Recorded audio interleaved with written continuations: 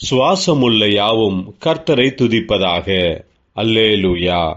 கர்த்தருக்குள் பிரியமானவர்களே, உங்கள் அனைவருக்கும் இனிய காலை வணக்கங்கள். இன்றைய வேத வசன தியானத்திற்கென்று நாம் தெரிந்தெடுத்திருக்கும் வேத பாகமானது ஆமோஸ் 8 அதிகாரம் 7 அவர்கள் செய்கைகளை எல்லாம் நான் ஒருபோதும் மறப்பதில்லை என்று கர்த்தர் யாக்கோபுடைய மகிமையின் பேரில் ஆணையிட்டார். பிரியமானவர்களே, இன்றைய வேத தியானத்தின் தலைப்பு கர்த்தர் ஏழைகளின் பக்கம் இருக்கிறார் என்பதே.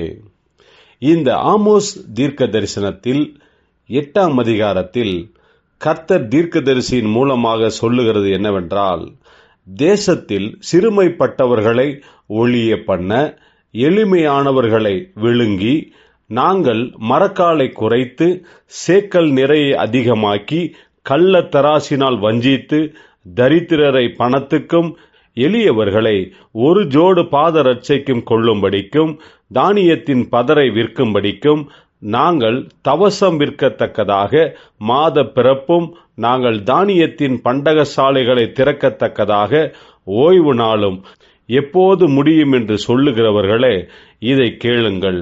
அவர்கள் செய்கைகளை எல்லாம் நான் ஒருபோதும் மறப்பதில்லை என்று கர்த்தர் யாக்கோபுடைய மகிமையின் பேரில் ஆணையிடுகிறார்.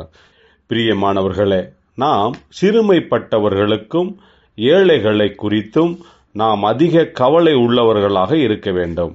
அதை விட்டுவிட்டு ஏழைகளை சுரண்டி கொள்ளையிடுகிறவர்களாய் இருக்கக்கூடாது. ஏனென்றால் கர்த்தர் தக்க சமயத்தில் நியாயம் தீர்க்கிறவராயிருக்கிறார்.